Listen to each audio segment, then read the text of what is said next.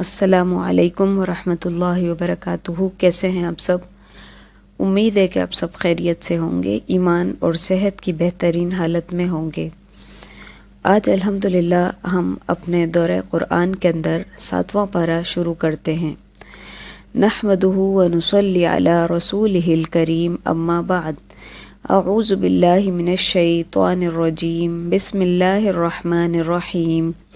رب اشرح لی صدری ویسر لی امری واحلل عقدۃ من لسانی یفقہوا قولی۔ اللہم ارنا الحق حقا وارزقنا اتباعہ وارنا الباطل باطلا وارزقنا اجتنابہ، آمین یا رب العالمین۔ بسم اللہ الرحمن الرحیم۔ شروع اللہ کے نام سے جو بہت مہربان نہایت رحم کرنے والا ہے۔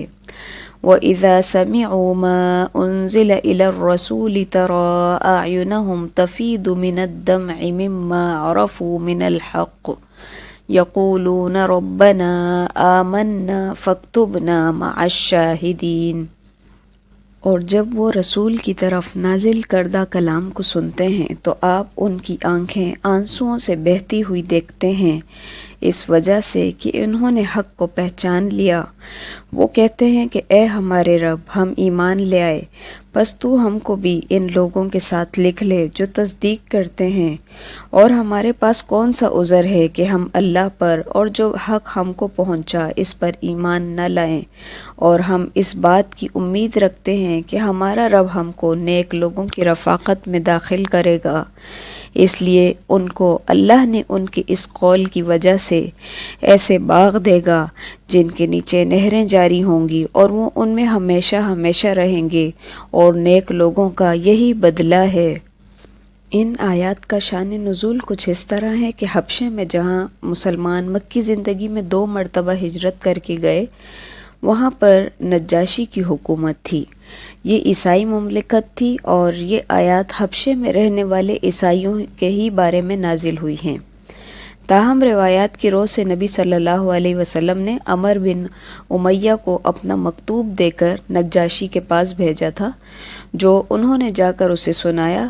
نجاشی نے وہ مکتوب سن کر حبشے میں موجود مہاجرین اور جعفر بن ابی طالب رضی اللہ تعالیٰ عنہ کو اپنے پاس بلایا، اور اپنے علماء اور قسیسین کو بھی جمع کیا۔ پھر جعفر رضی اللہ تعالیٰ عنہ کو قرآن پڑھنے کا حکم دیا۔ جعفر رضی اللہ تعالیٰ عنہ نے سورہ مریم پڑھی، جس میں عیسیٰ علیہ السلام کی اعجازی ولادت اور ان کی ابدیت اور رسالت کا ذکر ہے، جسے سن کر وہ بڑے متاثر ہوئے اور آنکھوں سے آنسو رواں ہو گئے اور ایمان لے آئے۔ بعض کہتے ہیں کہ نجاشی نے اپنے کچھ علماء کو نبی صلی اللہ علیہ وسلم کے پاس بھیجا تھا۔ جب انہوں نے انہیں قرآن پڑھ کر سنایا تو بے اختیار ان کی آنکھوں سے آنسو جاری ہو گئے اور وہ ایمان لے آئے۔ پھر مزید فرمایا کہ والذین کفروا وکذبوا بآیاتنا اولئک اصحاب الجحیم، اور جن لوگوں نے کفر کیا اور ہماری آیات کو جھٹلاتے رہے وہ لوگ دوزخ والے ہیں۔ اے ایمان والو، اللہ نے جو پاکیزہ چیزیں تمہارے لیے حلال کی ہیں ان کو حرام مت ٹھہراؤ اور حد سے آگے مت بڑھو، بے شک اللہ حد سے نکلنے والوں کو پسند نہیں کرتا۔ حدیث میں آتا ہے کہ ایک شخص نبی صلی اللہ علیہ وسلم کی خدمت میں حاضر ہوا اور آ کر کہا، اے اللہ کے رسول، جب میں گوشت کھاتا ہوں تو نفسانی خواہشات کا غلبہ ہو جاتا ہے، اس لیے میں نے اپنے اوپر گوشت کو حرام کر لیا ہے، جس پر یہ آیت نازل ہوئی۔ کیونکہ حلال اور حرام کا اختیار صرف اللہ تعالیٰ کے پاس ہے، نہ کہ بندوں کے پاس۔ پھر مزید فرمایا اللہ تعالیٰ نے، لا یؤاخذکم اللہ باللغو فی ایمانکم ولکن یؤاخذکم بما عقدتم الایمان۔ اللہ تمہاری قسموں میں لغو قسم پر تم سے مواخذہ نہیں فرماتا، لیکن مواخذہ اس پر فرماتا ہے کہ تم جن قسموں کو مضبوط کر دو، اس کا کفارہ 10 محتاجوں کو کھانا دینا ہے، اوسط درجے کا، جو اپنے گھر والوں کو تم کھلاتے ہو۔ یا ان کو کپڑے دینا یا ایک غلام یا لونڈی آزاد کرانا ہے، اور جس کو یہ میسر نہ ہو تو 3 دن کے روزے ہیں۔ یہ تمہاری قسموں کا کفارہ ہے جب کہ تم قسم کھا لو اور اپنی قسموں کا خیال رکھو۔ اسی طرح اللہ تمہارے لیے اپنے احکام بیان فرماتا ہے تاکہ تم شکر ادا کرو۔ قسم کی 3 اقسام ہیں، موقدہ، غموس، اور تیسرے نمبر پر ہے لغو قسم۔ تو اس آیت کے اندر موقدہ قسم کی بات ہو رہی ہے کہ جو انسان ارادے کے ساتھ کھاتا ہے اور پورا کرنے کی نیت سے کھاتا ہے، لیکن پھر اگر کسی وجہ سے وہ قسم کو نہیں پورا کر پاتا تو اس کا جو کفارہ دینا ہے وہ یہاں پہ بیان کیا گیا ہے۔ یا ایہا الذین آمنوا انما الخمر والمیسر والانصاب والازلام رجس من عمل الشیطان فاجتنبوہ لعلکم تفلحون۔ اے ایمان والو، بات یہی ہے کہ شراب اور جوا اور تھان وغیرہ اور پانسے کے تیر، یہ سب گندی باتیں شیطانی کام ہیں، ان سے بالکل الگ رہو تاکہ تم فلاح پاؤ۔ شیطان تو یوں چاہتا ہے کہ شراب اور جوئے کے ذریعے سے تمہارے درمیان عداوت اور بغض واقع کر دے اور اللہ کی یاد اور نماز سے تم کو باز رکھے۔ پس کیا تم باز آنے والے ہو؟ اور تم اللہ کی اطاعت کرتے رہو اور رسول کی اطاعت کرتے رہو اور احتیاط رکھو۔ اگر اعراض کرو گے تو یہ جان رکھو کہ ہمارے رسول کے ذمہ صرف صاف صاف پہنچا دینا ہے۔ ایسے لوگ جو ایمان رکھتے ہوں اور نیک کام کرتے ہوں، اس چیز میں کوئی گناہ نہیں جس کو انہوں نے کھایا پیا۔ جب وہ لوگ تقوی رکھتے ہوں اور ایمان رکھتے ہوں اور نیک کام کرتے ہوں، پھر پرہیزگاری کرتے ہوں اور ایمان رکھتے ہوں، پھر پرہیزگاری کرتے ہوں اور خوب نیک عمل کرتے ہوں، اللہ ایسے نیکوکاروں سے محبت رکھتا ہے۔ اے ایمان والو، اللہ قدر شکار سے تمہارا امتحان کرے گا جن تک تمہارے ہاتھ اور تمہارے نیزے پہنچ سکیں گے، تاکہ اللہ معلوم کر لے کہ کون شخص اس سے بن دیکھے ڈرتا ہے۔ سو جو شخص اس کے بعد حد سے نکلے گا اس کے لیے دردناک عذاب ہے۔ یا ایہا الذین آمنوا لا تقتلوا الصید وانتم حرم ومن قتله منکم متعمدا فجزاء مثل ما قتل من النعم يحكم به ذوى عدل منكم هديا بالغ الكعبة أو كفارة طعام مساكين أو عدل ذلك صياما ليذوق وبال أمره عفى الله عما سلف ومن عاد فينتقم الله منه والله عزيز ذو انتقام۔ اے ایمان والو، جب تم احرام کی حالت میں ہو تو شکار کو نہ مارو، اور جو شخص تم میں سے جان بوجھ کر شکار مارے گا تو اس پر فدیہ واجب ہوگا، جو کہ اس جانور کے برابر ہوگا جس کو اس نے مارا ہے، جس کا فیصلہ تم میں سے 2 معتبر عادل شخص کریں گے، خواہ وہ فدیہ خاص چوپایوں میں سے ہو جو نیاز کے طور پر کعبہ تک پہنچائے جائیں، اور خواہ کفارہ مساکین کو دے دیا جائے، اور خواہ اس کے برابر روزے رکھ لیے جائیں، تاکہ اپنے کام کی سزا چکھے۔ اللہ نے گزشتہ کو معاف کر دیا، اور جو شخص پھر ایسی ہی حرکت کرے گا تو اللہ انتقام لے گا، اور اللہ زبردست ہے، انتقام لینے والا ہے۔ تمہارے لیے دریا کا شکار پکڑنا اور اس کا کھانا حلال کیا گیا ہے تمہارے فائدے کے لیے اور مسافروں کے لیے، اور خشکی کا شکار پکڑنا تمہارے لیے حرام کیا گیا ہے جب تک کہ تم حالت احرام میں ہو، اور اللہ سے ڈرتے رہو جس کے پاس تم سب جمع کیے جاؤ گے۔ اللہ تعالیٰ نے کعبہ کو، جو کہ ادب کا مکان ہے، لوگوں کے قائم رہنے کا سبب قرار دیا ہے، اور عزت والے مہینے کو بھی، اور حرم میں قربان ہونے والے جانور کو بھی، اور ان جانوروں کو بھی جن کے گلے میں پٹے ہوں، یہ اس لیے تاکہ تم اس بات کا یقین کر لو کہ بے شک اللہ آسمانوں اور زمین کے اندر کی تمام چیزوں کا علم رکھتا ہے، اور بے شک اللہ سب چیزوں کو خوب جاننے والا ہے۔ تم یقین جانو کہ اللہ سخت سزا دینے والا بھی ہے، اور اللہ بڑی مغفرت اور بڑی رحمت والا بھی ہے۔ ما علی الرسول الا البلاغ واللہ یعلم ما تبدون وما تکتمون۔ رسول کے ذمے تو صرف پہنچانا ہے، اور اللہ سب جانتا ہے جو کچھ تم ظاہر کرتے ہو اور جو کچھ تم پوشیدہ رکھتے ہو۔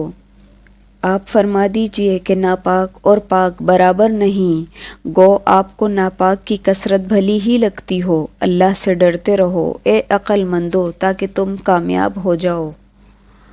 یا ایہا الذین آمنوا لا تسألوا عن اشیاء ان تبد لکم تسؤکم وان تسألوا عنها حین ینزل القرآن تبد لکم عفا اللہ عنها واللہ غفور حلیم۔ اے ایمان والو، ایسی باتیں مت پوچھو کہ اگر وہ تم پر ظاہر کر دی جائیں تو تمہیں ناگوار ہوں، اور اگر تم نزول قرآن کے زمانے میں ان باتوں کے متعلق پوچھو گے تو تم پر ظاہر کر دی جائیں گی۔ سوالات گزشتہ اللہ نے معاف کر دیے، اور اللہ بڑی مغفرت والا اور بڑے حلم والا ہے۔ یہ ممانعت نزول قرآن کے وقت تھی۔ خود نبی صلی اللہ علیہ وسلم بھی صحابہ اکرام کو زیادہ سوالات کرنے سے منع کرتے تھے۔ ایک حدیث میں ہے، آپ صلی اللہ علیہ وسلم نے فرمایا، مسلمانوں میں وہ سب سے بڑا مجرم ہے جس کے سوال کرنے کی وجہ سے کوئی چیز حرام کر دی گئی، حالانکہ اس سے پہلے وہ چیز حلال تھی۔ جس طرح ایک مرتبہ نبی صلی اللہ علیہ وسلم نے فرمایا، اللہ تعالیٰ نے تم پر حج فرض کیا ہے۔ ایک شخص نے سوال کیا، کیا ہر سال؟ آپ خاموش رہے۔ اس نے 3 مرتبہ سوال دہرایا، پھر آپ نے فرمایا، اگر میں ہاں کہہ دیتا تو حج ہر سال فرض ہو جاتا، اور اگر ایسا ہو جاتا تو ہر سال حج فرض کرنا تمہاری استطاعت میں نہ ہوتا۔ اسی لیے اللہ تعالیٰ فرماتے ہیں، ایسی باتیں تم سے پہلے اور لوگوں نے بھی پوچھی تھیں، پھر ان باتوں کے منکر ہو گئے۔ اللہ نے نہ بحیرہ کو جائز قرار دیا، اور نہ صائبہ کو، اور نہ وسیلہ کو، اور نہ حام کو، لیکن جو لوگ کافر ہیں وہ اللہ پر جھوٹ لگاتے ہیں، اور اکثر کافر عقل نہیں رکھتے۔ اور جب مجھ سے کہا جاتا ہے کہ اللہ نے جو احکام نازل فرمائے ہیں ان کی طرف اور رسول کی طرف رجوع کرو، تو کہتے ہیں کہ ہمیں وہی کافی ہے جس پر ہم نے اپنے بڑوں کو دیکھا، اگرچہ ان کے بڑے نہ کچھ سمجھ بوجھ رکھتے ہوں اور نہ ہی وہ ہدایت رکھتے ہوں۔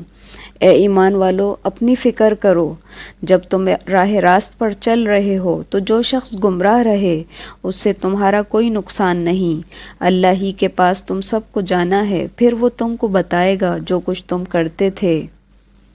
اے ایمان والو، اگر تم میں سے کسی کو موت آ جائے تو وصیت کے وقت اپنے مسلمانوں میں سے 2 صاحب عدل گواہ بنا لے، اور اگر تم حالت سفر میں ہو اور تمہیں موت آ لے تو 2 غیر مسلموں کو بھی گواہ بنا سکتے ہو۔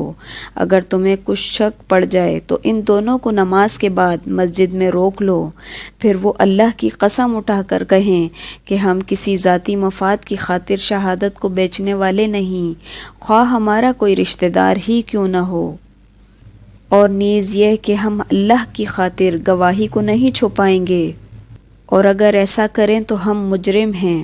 فَإِنْ عُثِرَ عَلَىٰ أَنَّهُمَا اسْتَحَقَّا إِثْمًا فَآخَرَانِ يَقُومَانِ مَقَامَهُمَا مِنَ الَّذِينَ اسْتَحَقَّ عَلَيْهِمُ الْأَوْلَيَانِ فَيُقْسِمَانِ بِاللَّهِ لَشَهَادَتُنَا أَحَقُّ مِنْ شَهَادَتِهِمَا وَمَا اعْتَدَيْنَا إِنَّا إِذًا لَمِنَ الظَّالِمِينَ۔ پھر اگر یہ پتہ چل جائے کہ وہ دونوں گناہ میں ملوث ہو کر حق بات کو دبا گئے ہیں تو ان کی جگہ 2 اور گواہ کھڑے ہوں جو پہلے 2 غیر مسلم گواہوں سے بہتر ہوں اور ان لوگوں کی طرف سے ہوں جن کی حق تلفی ہوئی ہے۔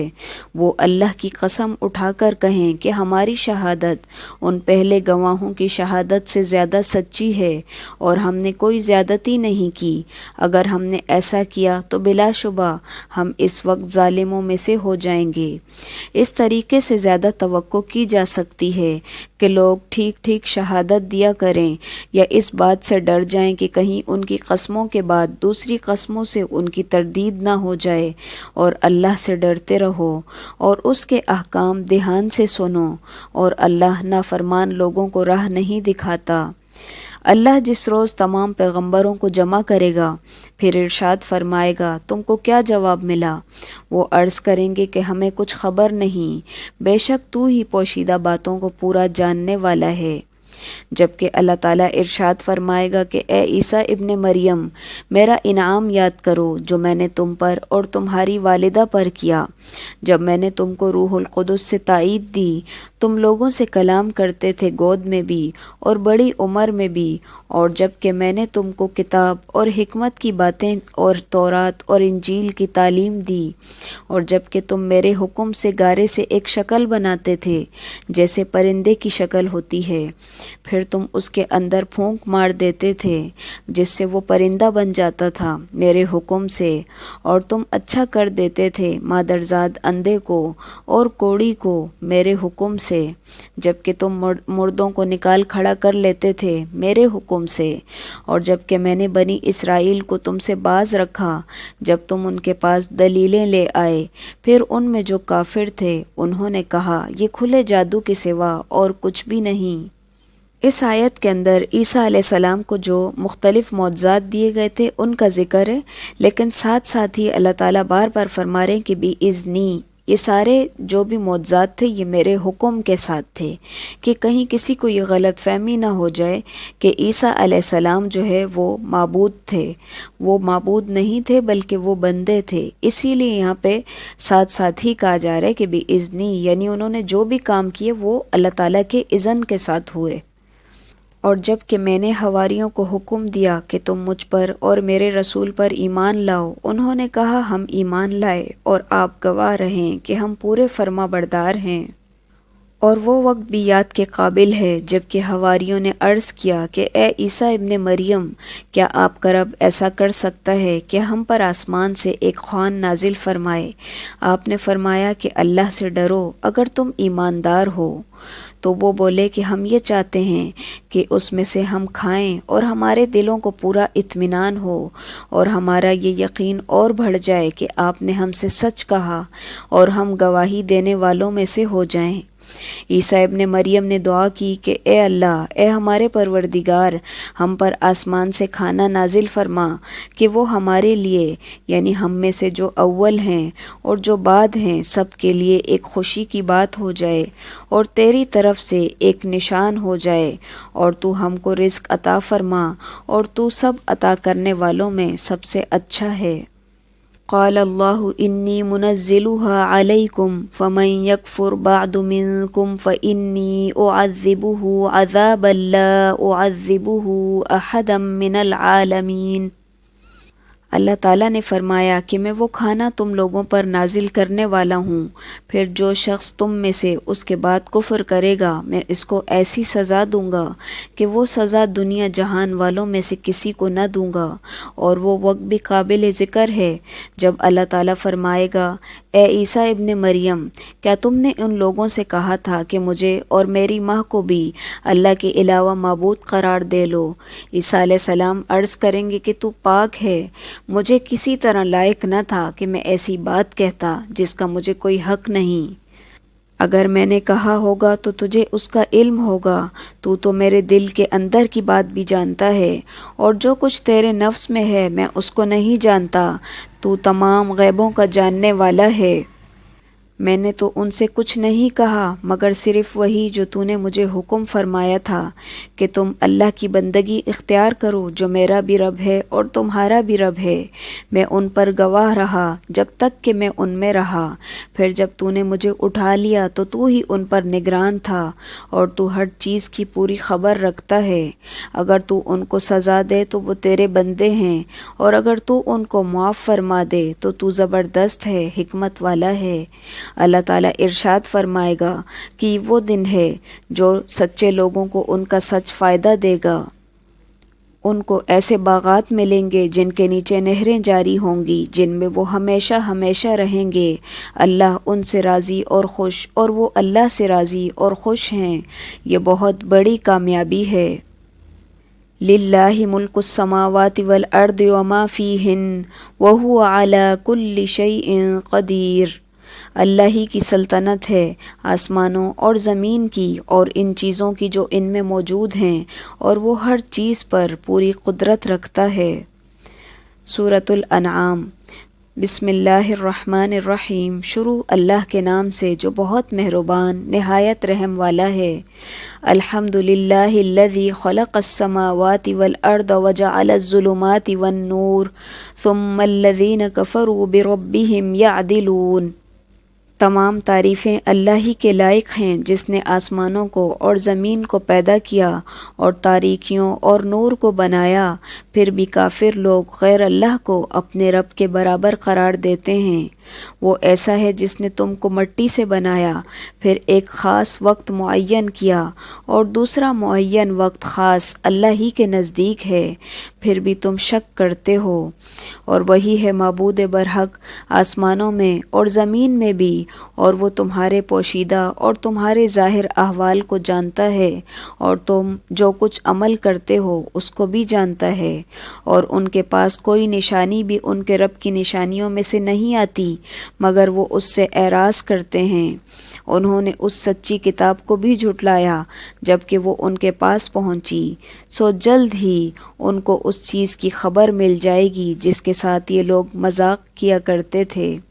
کیا انہوں نے دیکھا نہیں کہ ہم نے ان سے پہلی کتنی جماعتوں کو ہلاک کیا جن کو ہم نے دنیا میں ایسی قوت دی تھی کہ تم کو وہ قوت نہیں دی، اور ہم نے ان پر خوب بارشیں برسائیں اور ہم نے ان کے نیچے سے نہریں جاری کیں، پھر ہم نے ان کو ان کے گناہوں کے سبب ہلاک کر ڈالا اور ان کے بعد دوسری جماعتوں کو پیدا کر دیا۔ اور اگر ہم آپ پر لکھا ہوا کاغذ کا نوشتہ نازل فرماتے پھر بھی اس کو یہ لوگ اپنے ہاتھ سے چھو بھی لیتے، تب بھی یہ کافر لوگ یہی کہتے کہ یہ کچھ بھی نہیں مگر صرف جادو ہے۔ وَقَالُوا لَوْلَا أُنزِلَ عَلَيْهِ مَلَكٌ وَلَوْ أَنزَلْنَا مَلَكًا لَقُضِيَ الْأَمْرُ ثُمَّ لَا يُنظَرُونَ۔ اور یہ لوگ یوں کہتے ہیں کہ ان کے پاس کوئی فرشتہ کیوں نہیں اتارا گیا، اور اگر ہم کوئی فرشتہ بھیج دیتے تو سارا قصہ ہی ختم ہو جاتا، پھر ان کو ذرا بھی مہلت نہ دی جاتی۔ اس آیت کے اندر مشرکین مکہ کے اعتراض کا جواب ہے، کیونکہ مشرکین مکہ کو اعتراض تھا کہ پیغمبر جو ہے وہ انسانوں میں سے کیوں ہے۔ تو اللہ تعالیٰ فرما رہے ہیں کہ اگر ہم فرشتہ نازل کرتے تو پھر ان کی مہلت ختم ہو جاتی، کیونکہ فرشتے ہر وقت تو آتے نہیں ہیں، وہ خاص مواقعوں سے آتے ہیں، یا تو وہ عذاب لے کے آتے ہیں، یا پھر وہ روح وغیرہ قبض کرنے کے لیے آتے ہیں، یا قیامت والے دن پھر فرشتے آئیں گے۔ تو یعنی کہ اگر فرشتے آ جاتے تو پھر ان پہ عذاب بھی آنا لازم تھا۔ دوسری بات جو کہ اگلی آیت میں بیان فرمائی وہ یہ ہے کہ اگر فرشتے آتے تو ظاہر سی بات ہے کہ وہ اپنی شکل میں تو نہیں آتے، کیونکہ انسان اس کو دیکھ نہیں سکتے۔ جب وہ فرشتوں کی شکل میں آتے تو ان کا اعتراض پھر بھی یہی ہوتا۔ تو اسی وجہ سے اللہ تعالیٰ نے جو پیغمبر نازل فرمائے وہ انسانوں میں سے ہی نازل کیے ہیں۔ اور واقعی آپ سے پہلے جو پیغمبر ہوئے ہیں ان کے ساتھ بھی مذاق کیا گیا، پھر جن لوگوں نے ان سے مذاق کیا تھا ان کو اس عذاب نے آ گھیرا جس کا وہ مذاق اڑاتے تھے۔ آپ فرما دیجئے کہ ذرا زمین میں چلو پھرو، پھر دیکھ لو کہ جھٹلانے والوں کا انجام کیا ہوا۔ آپ کہہ دیجئے جو کچھ آسمانوں اور زمین میں موجود ہے یہ سب کس کی ملکیت ہے؟ آپ کہہ دیجئے کہ سب اللہ ہی کی ملکیت ہے۔ اللہ نے مہربانی فرمائی، اپنے اوپر لازم کر لیا ہے، تم کو اللہ قیامت کے روز جمع کرے گا، اس میں کوئی شک نہیں۔ جن لوگوں نے اپنے آپ کو گھاٹے میں ڈالا ہے سو وہ ایمان نہیں لائیں گے، اور اللہ ہی کی ملک ہے، وہ سب کو جو کچھ رات میں ہے اور جو کچھ دن میں ہے وہی ہے جو سنتا اور بڑا جاننے والا ہے۔ آپ کہہ دیجئے کہ کیا اللہ کے سوا جو کہ آسمانوں اور زمین کا پیدا کرنے والا ہے اور جو کہ کھانے کو دیتا ہے اور اسے نہیں کھلایا جاتا، میں کسی اور کو معبود قرار دے دوں؟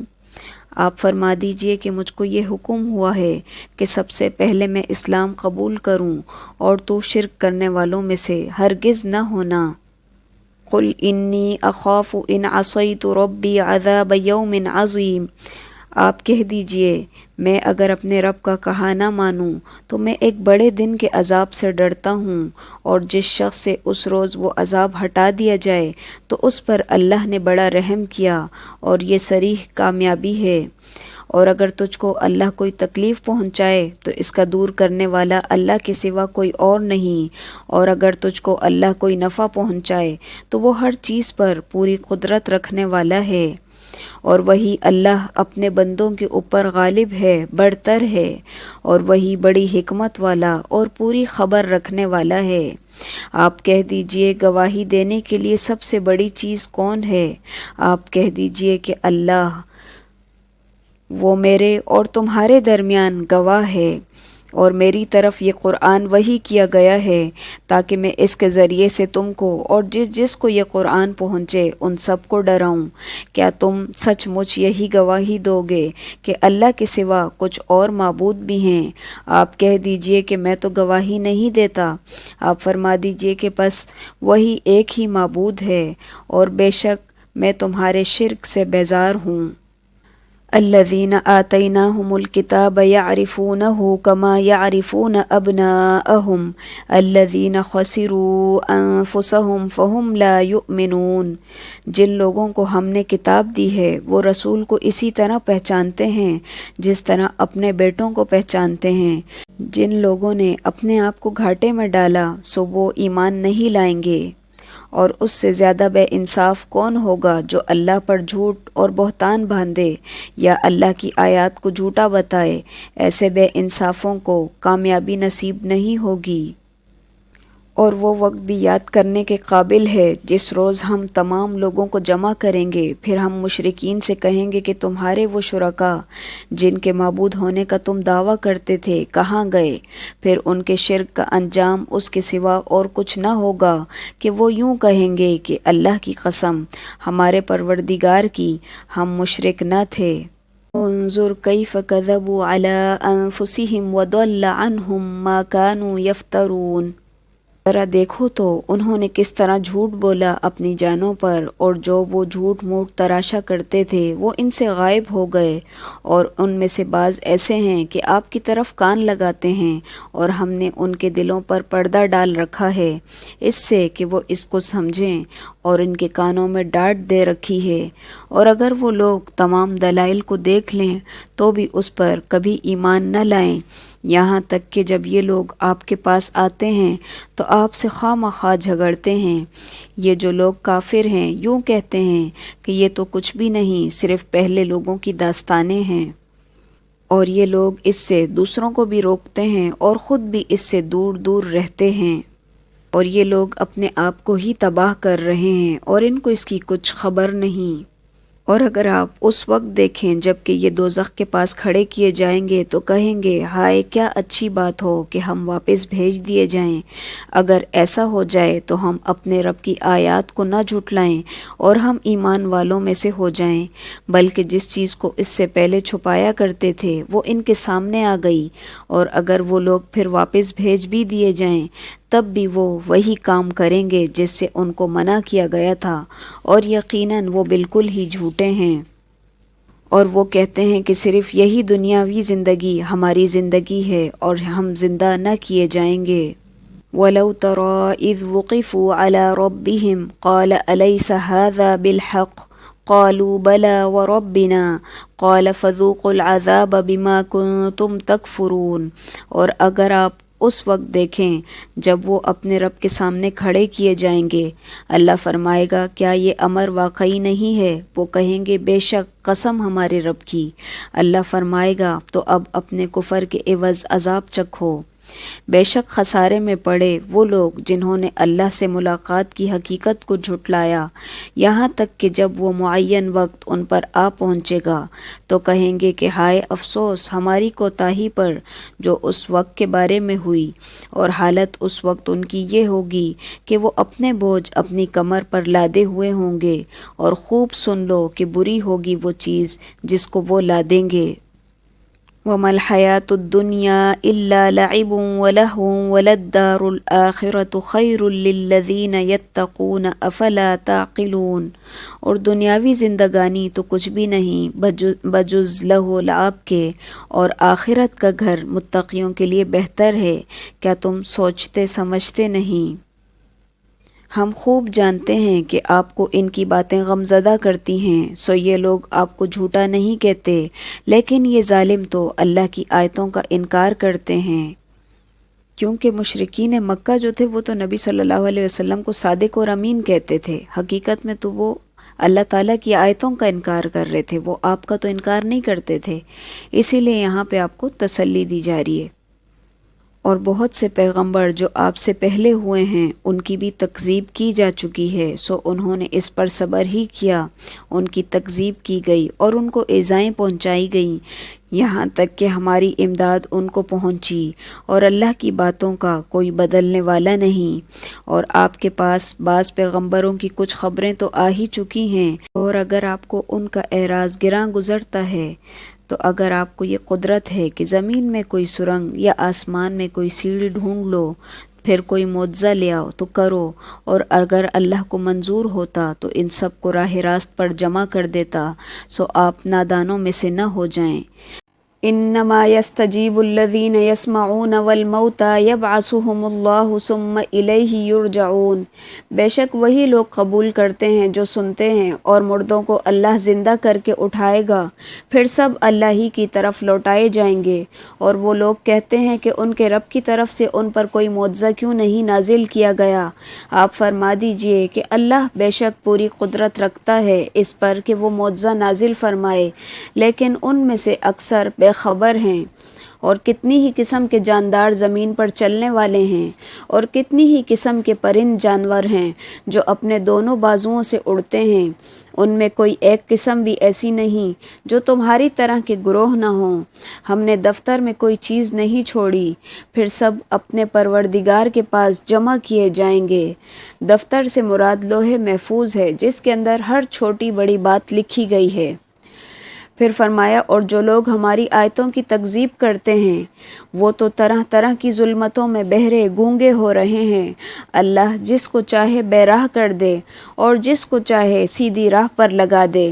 آپ کہہ دیجئے کہ اپنا حال تو بتاؤ، اگر تم پر اللہ کا کوئی عذاب آ پڑے یا تم پر قیامت ہی آ پہنچے تو کیا اللہ کے سوا کوئی اور معبود ہے جس کو تم پکارو گے اگر تم سچے ہو؟ بلکہ خالص اسی کو پکارو گے، پھر جس کے لیے تم پکارو گے اگر وہ چاہے تو اس کو ہٹا بھی دے، اور جن کو تم شریک ٹھہراتے ہو ان سب کو تم بھول بھال جاؤ گے۔ اور بلا شبہ ہم نے اور امتوں کی طرف بھی جو کہ آپ سے پہلے گزر چکی ہیں پیغمبر بھیجے، سو ہم نے ان کو تنگ دستی اور بیماری سے پکڑا تاکہ وہ عاجزی سے گڑ گڑائیں، سو جب ان کو ہماری سزا پہنچی تو انہوں نے عاجزی کیوں اختیار نہ کی، لیکن ان کے دل سخت ہو گئے، اور شیطان نے ان کے اعمال کو ان کے خیال میں آراستہ کر دیا۔ پھر جب وہ لوگ ان چیزوں کو بھولے رہے جن کی ان کو نصیحت کی جاتی تھی تو ہم نے ان پر ہر چیز کے دروازے کشادہ کر دیے، یہاں تک کہ جب ان چیزوں پر جو ان کو ملی تھی وہ خوب اترانے لگے تو ہم نے اچانک ان کو پکڑ لیا، پھر وہ بالکل مایوس ہو گئے۔ فَقُطِعَ دَابِرُ الْقَوْمِ الَّذِينَ ظَلَمُوا وَالْحَمْدُ لِلَّهِ رَبِّ الْعَالَمِينَ، پھر کاٹ دی گئی جڑ ظالموں کی، شکر اللہ تعالیٰ کا جو رب ہے تمام عالم کا۔ اب یہاں پر ظلم کے خاتمے پر الحمدللہ کہا جا رہا ہے۔ اس آیت کے اندر ایک بات یہ بھی سمجھ میں آتی ہے کہ جب کسی قوم کو اللہ تعالیٰ پکڑنا چاہتے ہیں تو پہلے ان کے اوپر اس طرح کے حالات پیدا کرتے ہیں، جیسے کہ بیماری، تنگ دستی وغیرہ بھیجتے ہیں تاکہ ہو سکے کہ وہ اللہ تعالیٰ سے رجوع کریں۔ لیکن جب وہ قوم ان حالات میں بھی اللہ سے رجوع نہیں کرتی تو پھر ان کے اوپر نعمتوں کی فراوانی ہو جاتی ہے، اور وہ سمجھتے ہیں کہ اللہ تعالیٰ کا فضل آ گیا ان کے اوپر، اور جب وہ ان نعمتوں کے اندر خوب مست ہو جاتے ہیں تو پھر اللہ تعالیٰ ان کو پکڑ لیتے ہیں۔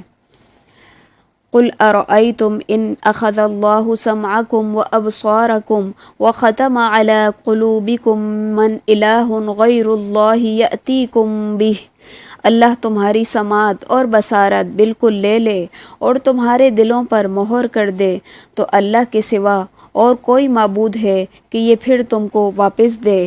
آپ دیکھیے تو ہم کس طرح دلائل کو مختلف انداز سے پیش کر رہے ہیں، پھر بھی یہ اعراض کرتے ہیں۔ آپ کہہ دیجئے کہ یہ بتاؤ، اگر تم پر اللہ کا عذاب آ پڑے، خواہ اچانک یا اعلانیہ، تو کیا بجز ظالموں کے اور بھی کوئی ہلاک کیا جائے گا؟ اور ہم پیغمبروں کو صرف اس لیے بھیجا کرتے ہیں کہ وہ بشارت دیں اور ڈرائیں، پھر جو ایمان لے آئے اور اصلاح کر لے تو ان لوگوں پر کوئی اندیشہ نہیں اور نہ ہی وہ مغموم ہوں گے۔ اور جو لوگ ہماری آیتوں کو جھٹلاتے ہیں ان کو اس وجہ سے عذاب پہنچے گا کہ وہ نافرمانی کرتے تھے۔ آپ کہہ دیجئے کہ نہ تو میں تم سے یہ کہتا ہوں کہ میرے پاس اللہ کے خزانے ہیں اور نہ میں غیب جانتا ہوں، اور نہ میں تم سے یہ کہتا ہوں کہ میں فرشتہ ہوں، میں تو صرف جو کچھ میرے پاس وحی آتی ہے اس کا اتباع کرتا ہوں۔ آپ کہہ دیجئے کہ اندھا اور بینا کہیں برابر نہیں ہو سکتے، سو کیا تم غور نہیں کرتے؟ اب اس آیت کے اندر واضح طور پر نبی صلی اللہ علیہ وسلم سے کہا جا رہا ہے کہ آپ ان سے کہیں کہ آپ غیب نہیں جانتے، کیونکہ بہت سارے لوگوں کا یہ عقیدہ ہے کہ نبی صلی اللہ علیہ وسلم غیب جانتے ہیں۔ اور ایسے لوگوں کو ڈرائیے جو اس بات سے اندیشہ رکھتے ہیں کہ اپنے رب کے پاس ایسی حالت میں جمع کیے جائیں گے کہ اللہ کے سوا نہ کوئی ان کا مددگار ہوگا اور نہ کوئی شفیع، اس امید پر کہ وہ ڈر جائیں اور ان لوگوں کو اپنے سے دور نہ ہٹائیں جو صبح و شام اپنے پروردگار کی عبادت کرتے ہیں، خاص اسی کی رضامندی چاہتے ہیں۔ ان کے حساب سے آپ کے ذمہ کچھ نہیں اور نہ آپ کے حساب سے کچھ ان کے ذمہ ہے، سو اگر آپ انہیں اپنے سے دور ہٹائیں گے تو آپ ظلم کرنے والوں میں سے ہو جائیں گے۔ اور اسی طرح ہم نے بعض لوگوں کو دوسروں کے ذریعے سے آزمائش میں ڈال رکھا ہے تاکہ یہ لوگ کہا کریں کیا یہ لوگ ہیں کہ ہم سب میں سے اللہ تعالیٰ نے ان پر اپنا فضل کیا؟ کیا یہ بات نہیں کہ اللہ شکر گزاروں کو خوب نوازتا ہے؟ الیس اللہ بأعلم بالشاکرین، کیا اللہ تعالیٰ شکر کرنے والوں کو خوب نہیں جانتا؟ اور جو لوگ آپ کے پاس آئیں ہماری آیتوں پر ایمان رکھتے ہوں، کہہ دیجئے کہ تم پر سلامتی ہو، تمہارے رب نے مہربانی فرمانا اپنے ذمہ مقرر کر لیا ہے۔ یعنی جب ایمان والے آپ کی مجلس میں آئیں تو ان پر سلام کریں یا ان کے سلام کا جواب دیں تاکہ ان کی عزت افزائی ہو سکے۔ یہ بالکل ایسا ہی ہے، جب کوئی کسی کے گھر آتا ہے تو لوگ اس کو سلام کرتے ہیں تو اس سے اس کی عزت میں مزید اضافہ ہو جاتا ہے۔ اور آپ صلی اللہ علیہ وسلم سے یہاں کہا جا رہا ہے کہ آپ ان کو خوشخبری دیں، یعنی احسان کی خوشخبری دیں کہ اللہ تعالیٰ نے اپنے شکر گزار بندوں پر اپنی رحمت کرنے کا فیصلہ کر رکھا ہے۔ جس طرح کہ حدیث میں بھی آتا ہے کہ جب اللہ تعالیٰ تخلیق کائنات سے فارغ ہو گیا تو اللہ تعالیٰ نے عرش پر لکھ دیا ان رحمتی تغلب غضبی، یعنی کہ میری رحمت جو ہے وہ میرے غضب کے اوپر چھائی ہوئی ہے یا غالب ہے بھی کہہ سکتے ہیں۔ جو شخص تم میں سے برا کام کر بیٹھے جہالت سے، پھر وہ اس کے بعد توبہ کر لے اور اصلاح کر لے تو اللہ کی یہ شان ہے کہ وہ بڑی مغفرت کرنے والا، بڑی رحمت والا ہے۔ اسی طرح ہم آیات کو تفصیل سے بیان کرتے ہیں اور تاکہ مجرمین کا طریقہ ظاہر ہو جائے۔ آپ کہہ دیجئے کہ مجھ کو اس بات سے روک دیا گیا ہے کہ ان کی عبادت کروں جن کو اللہ کے سوا تم لوگ پکارتے ہو۔ آپ کہہ دیجئے کہ میں تمہاری خواہشات کی پیروی نہ کروں گا، کیونکہ اس حالت میں تو میں بے راہ ہو جاؤں گا اور راہ راست پر چلنے والوں میں نہ رہوں گا۔ آپ کہہ دیجئے کہ میرے پاس تو ایک دلیل ہے میرے رب کی طرف سے اور تم اس کی تکذیب کرتے ہو، جس چیز کی تمہیں جلد بازی ہے وہ میرے پاس نہیں، حکم تو صرف اللہ ہی کا ہے اور جو حق ہے میں وہی بیان کرتا ہوں اور وہی سب سے اچھا فیصلہ کرنے والا ہے۔ آپ کہہ دیجئے اگر میرے پاس وہ چیز ہوتی جس کی تم جلد بازی کر رہے ہو تو میرے اور تمہارے درمیان معاملے کا فیصلہ ہو چکا ہوتا، اور ظالموں کو اللہ خوب جانتا ہے۔ وَعِندَهُ مَفَاتِحُ الْغَيْبِ لَا يَعْلَمُهَا إِلَّا هُوَ وَيَعْلَمُ مَا فِي الْبَرِّ وَالْبَحْرِ وَمَا تَسْقُطُ مِنْ وَرَقَةٍ إِلَّا يَعْلَمُهَا وَلَا حَبَّةٍ فِي ظُلُمَاتِ الْأَرْضِ وَلَا رَطْبٍ وَلَا يَابِسٍ إِلَّا فِي كِتَابٍ مُبِينٍ۔ اور اللہ ہی کے پاس ہیں غیب کی کنجیاں، ان کو اللہ کے سوا کوئی نہیں جانتا، اور وہ تمام چیزوں کو جانتا ہے جو کچھ خشکی میں ہے اور جو کچھ دریاؤں میں ہے، اور کوئی پتا نہیں گرتا مگر وہ اس کو بھی جانتا ہے، اور کوئی دانہ زمین کے تاریک حصوں میں نہیں پڑتا، اور نہ کوئی تر اور نہ کوئی خشک چیز گرتی ہے مگر یہ سب کتاب مبین میں ہے۔ حدیث میں بھی آتا ہے کہ مفاتیح الغیب 5 ہیں: قیامت کا علم، بارش کا نزول، رحم مادر میں پلنے والا بچہ، آئندہ کل میں پیش آنے والے واقعات، اور موت کہاں آئے گی۔ ان 5 امور کا علم صرف اللہ تعالیٰ کو ہے، اور اس کا علم کسی اور کو بالکل بھی نہیں ہے۔ اور وہ ایسا ہے کہ رات میں تمہاری روح کو قبض کر دیتا ہے، اور جو کچھ تم دن میں کرتے ہو اس کو جانتا ہے، پھر تم کو جگہ اٹھاتا ہے تاکہ تم میعاد معین تمام کرو، پھر اسی کی طرف تم کو لوٹ کر جانا ہے، پھر وہ تم کو بتائے گا جو کچھ تم کیا کرتے تھے۔ اور وہی اپنے بندوں پر غالب ہے اور برتر ہے، اور تم پر نگرانی کرنے والے فرشتے بھیجتا ہے، یہاں تک کہ جب تم میں سے کسی کو موت آ پہنچتی ہے تو اس کی روح ہمارے بھیجے ہوئے قبض کر لیتے ہیں، اور وہ ذرا بھی کوتاہی نہیں کرتے۔ پھر سب اپنے مالک حقیقی کے پاس لائے جائیں گے۔ خوب سن لو، فیصلہ اللہ ہی کا ہوگا، اور وہ بہت جلد حساب لے گا۔ آپ کہہ دیجئے کہ وہ کون ہے جو تم کو خشکی اور دریا کے اندھیروں سے نجات دیتا ہے؟ تم اس کو پکارتے ہو گڑ گڑا کر اور چپکے چپکے۔ اگر تو ہم ان کو اس سے نجات دے دیں تو ہم ضرور شکر کرنے والوں میں سے ہو جائیں گے۔ لَإِنْ أَنْجَانَا مِنْ هَٰذِهِ لَنَكُونَنَّ مِنَ الشَّاكِرِينَ، اور اگر تو ہم کو اس سے نجات دے دے تو ہم ضرور شکر کرنے والوں میں سے ہو جائیں۔ آپ کہہ دیجئے کہ اللہ ہی تم کو ان سے نجات دیتا ہے اور ہر غم سے، تو پھر تم شرک کرنے لگتے ہو۔ آپ کہیے کہ اس پر بھی وہی قادر ہے کہ تم پر کوئی عذاب تمہارے اوپر سے بھیج دے یا تمہارے پاؤں کے نیچے سے، یا یہ کہ تم کو گروہ گروہ کر کے سب کو بھڑا دے اور تمہارے کو ایک دوسرے کی لڑائی کا مزہ چکھائے۔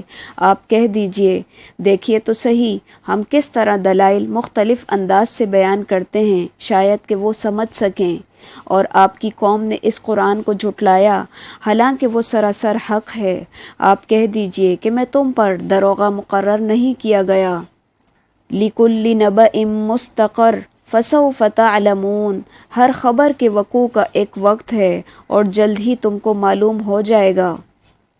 وَإِذَا رَأَيْتَ الَّذِينَ يَخُوضُونَ فِي آيَاتِنَا فَأَعْرِضْ عَنْهُمْ حَتَّى يَخُوضُوا فِي حَدِيثٍ غَيْرِهِ، اور جب آپ ان لوگوں کو دیکھیں جو ہماری آیات میں عیب جوئی کر رہے ہوں تو ان لوگوں سے کنارہ کش ہو جائیں، یہاں تک کہ وہ کسی اور بات میں لگ جائیں۔ اور اگر آپ کو شیطان بھلا دے تو یاد آنے پر پھر اس کے بعد ایسے ظالم لوگوں کے ساتھ مت بیٹھو۔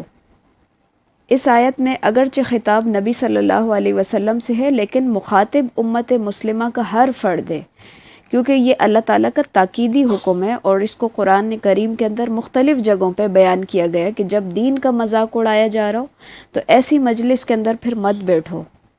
ہاں یہ اور بات ہے، اس صورت میں بیٹھ سکتے ہیں کہ اگر کوئی اس مجلس کے اندر جا کر تنقید کرے اور کلمہ حق بلند کرنے کی نیت سے شرکت کرتا ہے، وہ پھر ایسی مجلس میں بیٹھ سکتا ہے، ورنہ بہتر ہے کہ وہ ایسی مجلسوں میں نہ بیٹھے جہاں دین کا مذاق اڑایا جاتا ہو۔ اور جو لوگ پرہیزگار ہیں ان پر ان ظالموں کے حساب میں سے کسی چیز کی ذمہ داری نہیں، لیکن ان کے ذمہ نصیحت کر دینا ہے، شاید وہ بھی تقوی اختیار کریں، اور ایسے لوگوں سے بالکل کنارہ کش رہیں جنہوں نے اپنے دین کو کھیل تماشا بنا رکھا ہے اور دنیاوی زندگی نے انہیں دھوکے میں ڈال رکھا ہے۔ اور آپ اس قرآن کے ذریعے سے نصیحت بھی کرتے رہیں تاکہ کوئی شخص اپنے کردار کے سبب اس طرح نہ پھنس جائے کہ کوئی غیر اللہ اس کا مددگار نہ ہو اور نہ سفارشی، اور یہ کیفیت ہو کہ اگر دنیا بھر کا معاوضہ بھی دے ڈالے تب بھی اس سے نہ لیا جائے۔ یہ ایسے ہی ہیں کہ اپنے کردار کے سبب پھنس گئے، ان کے لیے نہایت تیز گرم پینے کا پانی ہوگا اور دردناک سزا ہوگی ان کے کفر کی وجہ سے۔ آپ کہہ دیجئے کہ کیا ہم اللہ کے سوا ایسی چیزوں کو پکاریں کہ نہ وہ ہم کو نفع پہنچائیں اور نہ ہم کو نقصان پہنچائے؟ کیا ہم الٹے پھر جائیں اس کے بعد کہ ہم کو اللہ نے ہدایت کر دی؟ جیسے کوئی شخص ہو کہ اس کو شیطانوں نے کہیں جنگل میں بے راہ کر دیا ہو اور وہ بھٹکتا پھرتا ہو، اس کے کچھ ساتھی بھی ہوں کہ وہ اس کو ٹھیک راستے کی طرف بلا رہے ہوں کہ ہمارے پاس آؤ۔ آپ کہہ دیجئے کہ یقینی بات ہے کہ راہ راست وہ خاص اللہ ہی کی راہ ہے، اور ہم کو یہ حکم ہوا ہے کہ ہم پروردگار عالم کے پورے فرما بردار ہو جائیں، اور یہ کہ نماز کی پابندی کرو اور اس سے ڈرو، اور وہی ہے جس کے پاس تم سب جمع کیے جاؤ گے، اور وہی ہے جس نے آسمانوں اور زمینوں کو باقاعدہ پیدا کیا، اور جس وقت اللہ کہہ دے گا کہ تو ہو جا پس وہ ہو جائے گا، اس کی بات سچی ہے، اور ساری حکومت خاص اسی کی ہوگی جب کہ سور میں پھونک ماری جائے گی۔ وہ جاننے والا ہے پوشیدہ چیزوں کا اور ظاہر چیزوں کا، اور وہی ہے بڑی حکمت والا، پوری خبر رکھنے والا۔ اور وہ وقت بھی یاد کرنے کے قابل ہے جب ابراہیم نے اپنے باپ آزر سے فرمایا کہ کیا تو بتوں کو معبود قرار دیتا ہے؟ بے شک میں تجھ کو اور تیری ساری قوم کو صریح گمراہی میں دیکھتا ہوں۔ اور ہم نے اسی طرح ابراہیم کو آسمانوں اور زمین کی مخلوقات دکھائیں، اور تاکہ وہ کامل یقین کرنے والوں میں سے ہو جائیں۔ پھر جب رات کی تاریکی ان پر چھا گئی تو انہوں نے ایک ستارہ دیکھا۔ آپ نے فرمایا کہ یہ میرا رب ہے، مگر جب وہ غروب ہو گیا تو آپ نے فرمایا میں غروب ہو جانے والوں سے محبت نہیں رکھتا۔ پھر جب چاند کو چمکتا ہوا دیکھا تو فرمایا یہ میرا رب ہے، لیکن جب وہ غروب ہو گیا تو آپ نے فرمایا اگر مجھ کو میرے رب نے ہدایت نہ کی تو میں گمراہ لوگوں میں شامل ہو جاؤں گا۔ پھر جب آفتاب کو چمکتا ہوا دیکھا تو فرمایا کہ یہ میرا رب ہے، یہ تو سب سے بڑا ہے۔ پھر جب وہ بھی غروب ہو گیا تو آپ نے فرمایا اے میری قوم، بے شک میں تمہارے شرک سے بیزار ہوں، میں اپنا رخ اسی کی طرف کرتا ہوں جس نے آسمانوں اور زمین کو پیدا کیا یکسو ہو کر، اور میں شرک کرنے والوں میں سے نہیں ہوں۔ انی وجہت وجہی للذی فطر السماوات والارض حنیفا وما انا من المشرکین، میں اپنا رخ اسی کی طرف کرتا ہوں جس نے آسمانوں اور زمین کو پیدا کیا یکسو ہو کر، اور میں شرک کرنے والوں میں سے نہیں ہوں۔ رخ یا چہرے کا ذکر اس لیے کیا گیا ہے کہ چہرے سے ہی انسان کی اصل شناخت ہوتی ہے، مراد اس سے پورا شخص ہی ہوتا ہے۔ اور ان سے ان کی قوم جھگڑا کرنے لگی۔ آپ نے فرمایا کیا تم اللہ کے معاملے میں مجھ سے جھگڑا کرتے ہو، حالانکہ اس نے مجھ کو طریقہ بتلا دیا، اور میں ان چیزوں سے جن کو تم اللہ کے ساتھ شریک بناتے ہو نہیں ڈرتا۔ ہاں اگر میرا پروردگار ہی کوئی امر چاہے، میرا پروردگار ہر چیز کو اپنے علم میں گھیرے ہوئے ہے، کیا تم پھر بھی خیال نہیں کرتے؟ وَكَيْفَ أَخَافُ مَا أَشْرَكْتُمْ وَلَا تَخَافُونَ أَنَّكُمْ أَشْرَكْتُمْ بِاللَّهِ مَا لَمْ يُنَزِّلْ بِهِ عَلَيْكُمْ سُلْطَانًا فَأَيُّ الْفَرِيقَيْنِ أَحَقُّ بِالْأَمْنِ إِن كُنتُمْ تَعْلَمُونَ۔ اور میں ان چیزوں سے کیسے ڈروں جن کو تم نے شریک بنایا ہے، حالانکہ تم اس بات سے نہیں ڈرتے کہ تم نے اللہ کے ساتھ ایسی چیزوں کو شریک ٹھہرایا ہے جن پر اللہ نے کوئی دلیل نازل نہیں فرمائی۔ سو ان دو جماعتوں میں سے امن کا زیادہ مستحق کون ہے اگر تم خبر رکھتے ہو؟ کیونکہ توحید جو ہے نا وہ انسان کو بہادر بنا دیتی ہے، تو ایسا ہی کچھ یہاں ابراہیم علیہ السلام کے ساتھ بھی ہوا، کیونکہ ساری قوم جو ہے وہ مشرک ہے اور اللہ تعالیٰ کے ساتھ شریک بنائے ہوئے ہے، اور یہ ایک اکیلے پھر بھی اپنی قوم کو کہتے ہیں کہ میں بھلا ان معبودوں سے کیسے ڈروں جن کو تم اللہ تعالیٰ کا شریک ٹھہراتے ہو، یعنی میں تو ان سے نہیں ڈر سکتا کیونکہ وہ میرے نفع اور نقصان کا کچھ اختیار نہیں رکھتے، تو اس لیے میں ان سے نہیں ڈروں گا، کیونکہ تم نہیں ڈرتے اس رب سے جس نے تمہیں پیدا کیا ہے، جس نے آسمان اور زمین کو بنایا۔ جب تم ایسے خالق سے نہیں ڈر رہے تو میں تمہارے ان معبودوں سے بھلا کیوں کر ڈر سکتا ہوں؟ پھر مزید فرمایا جو لوگ ایمان لائے اور اپنے ایمان کو شرک کے ساتھ آلودہ نہیں کیا انہی کے لیے امن ہے اور وہی راہ راست پر چل رہے ہیں۔ اس آیت کے اندر ظلم سے مراد شرک ہے، جیسا کہ ترجمے سے بھی واضح ہے۔ حدیث میں آتا ہے کہ جب یہ آیت نازل ہوئی تو صحابہ اکرام نے ظلم کا عام مطلب یعنی کہ کوتاہی، غلطی، گناہ وغیرہ سمجھا، جس سے وہ پریشان ہو گئے اور رسول صلی اللہ علیہ وسلم کی خدمت میں آ کر کہنے لگے کہ ہم میں سے کون ایسا ہے جو ظلم نہ کرتا ہو؟ آپ نے فرمایا اس سے وہ ظلم مراد نہیں ہے جو تم سمجھتے ہو، بلکہ اس سے مراد شرک ہے۔ جس طرح کہ لقمان علیہ السلام نے اپنے بیٹے کو کہا تھا ان الشرک لظلم عظیم، یقیناً شرک جو ہے وہ ظلم عظیم ہے۔ ظلم کا مطلب ہے کہ کسی چیز کو اس کی اصل جگہ سے ہٹا کر کہیں اور رکھ دینا، تو اس اعتبار سے شرک سب سے بڑا ظلم ہے۔ اور یہ ہماری حجت تھی جو ہم نے ابراہیم کو ان کی قوم کے مقابلے میں دی، ہم جس کو چاہتے ہیں مرتبوں میں بڑھا دیتے ہیں۔ بے شک آپ کا رب بڑا حکمت والا، بڑا علم والا ہے۔ اور ہم نے ان کو اسحاق دیا اور یعقوب، ہر ایک کو ہم نے ہدایت کی، اور پہلے زمانے میں ہم نے نوح کی ہدایت کی، اور ان کی اولاد میں سے داؤد کو اور سلیمان کو اور ایوب کو اور یوسف کو اور موسیٰ کو اور ہارون کو، اور اسی طرح ہم نیک کام کرنے والوں کو جزا دیا کرتے ہیں۔ اور نیز زکریا کو، یحییٰ کو اور عیسیٰ کو اور الیاس کو، سب نیک لوگوں میں سے تھے، اور اسماعیل اور یسع کو اور یونس کو اور لوط کو، اور ان میں سے ہر ایک کو تمام جہان والوں پر فضیلت دی تھی، اور ان کے کچھ باپ دادوں کو اور کچھ اولاد کو اور کچھ بھائیوں کو، اور ہم نے ان کو مقبول بنایا، اور ہم نے ان کو راہ راست کی ہدایت کی۔ اللہ کی ہدایت وہ یہی ہے، اپنے بندوں میں سے جس کو چاہے اس کی ہدایت کرتا ہے۔ اور اگر یہ حضرات بھی شرک کرتے تو جو کچھ اعمال یہ کرتے ان سب کے اعمال اکارت ہو جاتے۔ ان آیات کے اندر 18 انبیاء کے نام ذکر کرنے کے بعد اللہ تعالیٰ فرما رہے ہیں کہ اگر یہ بھی شرک کا ارتکاب کرتے تو ان کے بھی سارے اعمال ضائع ہو جاتے۔ تو اندازہ لگائیں ذرا کہ شرک کی کتنی زیادہ تباہ کاریاں ہیں۔ حالانکہ انبیاء کوئی عام لوگ نہیں ہوتے، اللہ تعالیٰ خود فرما رہے ہیں کہ وہ چنے ہوئے بندے تھے جن پہ ہم نے فضل کیا، لیکن اس کے باوجود مثال کے طور پر اللہ تعالیٰ نے یہاں پہ یہ بات لوگوں کے سمجھانے کے لیے کی ہے کہ اگر انبیاء بھی شرک کرتے تو ان کے بھی اعمال ضائع ہو جاتے، ہم تو پھر کسی کھاتے میں ہی نہیں آتے نا۔ اولئک الذین آتیناہم الکتاب والحکم والنبوۃ فإن یکفر بها ہؤلاء فقد وکلنا بها قوما لیسوا بها بکافرین۔ یہ لوگ ایسے تھے کہ ہم نے ان کو کتاب اور حکمت اور نبوت عطا کی، سو اگر یہ لوگ نبوت کا انکار کریں تو ہم نے اس کے لیے ایسے بہت سے لوگ مقرر کر دیے ہیں جو اس کے منکر نہیں۔ یہی لوگ ایسے تھے جن کو اللہ نے ہدایت کی تھی، سو آپ بھی انہی کے طریقے پر چلیے۔ آپ کہہ دیجئے کہ میں تم سے اس پر کوئی معاوضہ نہیں چاہتا، یہ تو صرف تمام جہان والوں کے لیے ایک نصیحت ہے، اور ان لوگوں کے لیے اللہ کی جیسی قدر کرنی چاہیے تھی اس طرح انہوں نے قدر نہ کی، اور بلکہ یوں کہہ دیا کہ اللہ نے کسی بشر پر کوئی چیز نازل نہیں کی۔ آپ یہ کہہ دیجئے کہ وہ کتاب کس نے نازل کی ہے جس کو موسیٰ لائے تھے، جس کی کیفیت یہ ہے کہ وہ نور ہے اور لوگوں کے لیے ہدایت ہے، جس کو تم نے ان متفرق اوراق میں رکھ چھوڑا ہے جن کو تم ظاہر کرتے ہو اور بہت سی باتوں کو چھپاتے ہو، اور تم کو بہت سی ایسی باتیں بتائی گئی ہیں جن کو تم نہیں جانتے تھے اور نہ تمہارے بڑے۔ آپ کہہ دیجئے کہ اللہ نے نازل فرمایا ہے، پھر ان کو ان کے خرافات میں کھیلتے رہنے دیجئے۔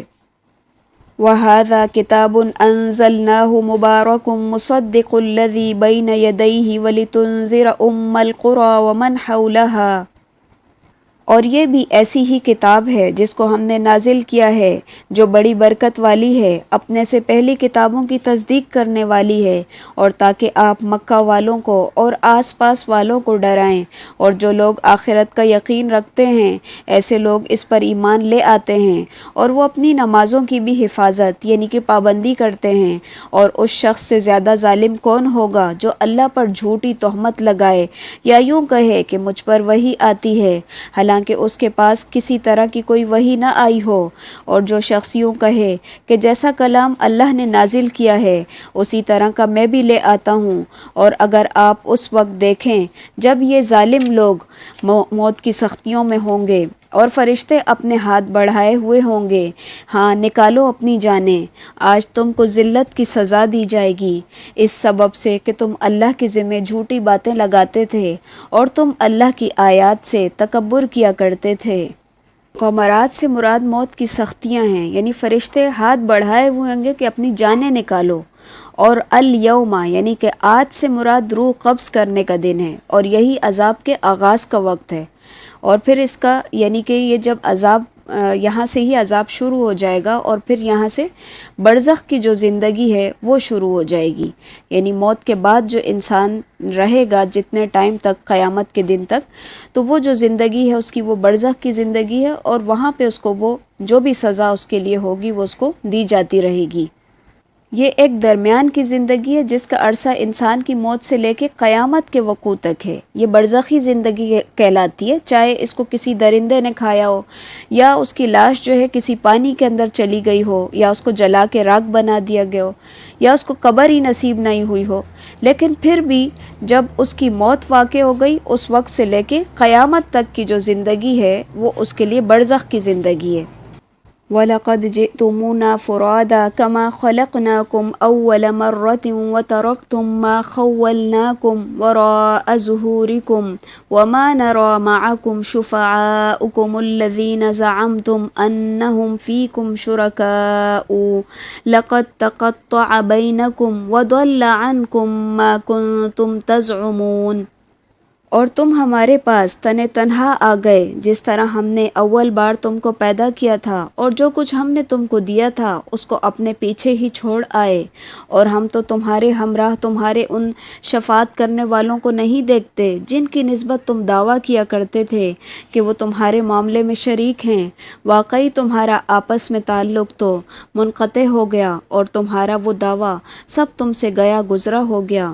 بے شک اللہ دانوں کو اور گٹھلیوں کو پھاڑنے والا ہے، وہ جاندار کو بے جان سے نکالتا ہے اور بے جان کو جاندار سے نکالتا ہے، اللہ یہ ہے، سو تم کہاں الٹے پھرے جاتے ہو۔ وہ صبح کا نکالنے والا ہے، اور اس نے رات کو راحت کی چیز بنایا، اور سورج اور چاند کو حساب سے رکھا۔ یہ اس ذات کے اندازے ہیں جو قادر ہے، بڑے علم والا ہے۔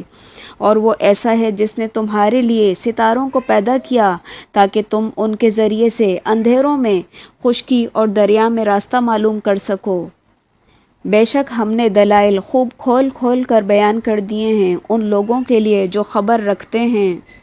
اس آیت کے اندر ستاروں کا فائدہ اور مقصد بیان کیا گیا ہے۔ یہاں پہ ایک مقصد بیان ہوا ہے، اور پھر آگے دو مقاصد اور آئیں گے جو کہ سورہ ملک کے اندر بیان کیے گئے ہیں۔ یعنی ستارے کے بنائے جانے کا مقصد یہ ہے کہ رہنمائی پانا، یعنی کہ رات کے اندھیروں کے اندر ستارے کو دیکھ کے سمت معلوم کرنا۔ اس کے علاوہ یہاں پہ اور کوئی اس کے مقاصد نہیں بتائے گئے، جیسے کہ زیادہ تر لوگ جو ہے وہ اسٹارز کے اوپر یقین رکھتے ہیں اور اپنی قسمت کا حال ان سے معلوم کرتے ہیں، تو یہ چیز بالکل غلط ہے۔ اور وہ ایسا ہے جس نے تم کو ایک شخص سے پیدا کیا، پھر ہر ایک کے لیے ایک ٹھہرنے کی جگہ ہے اور ایک سونپے جانے کی۔ بے شک ہم نے دلائل خوب کھول کھول کر بیان کر دیے ہیں ان لوگوں کے لیے جو سمجھ بوجھ رکھتے ہیں۔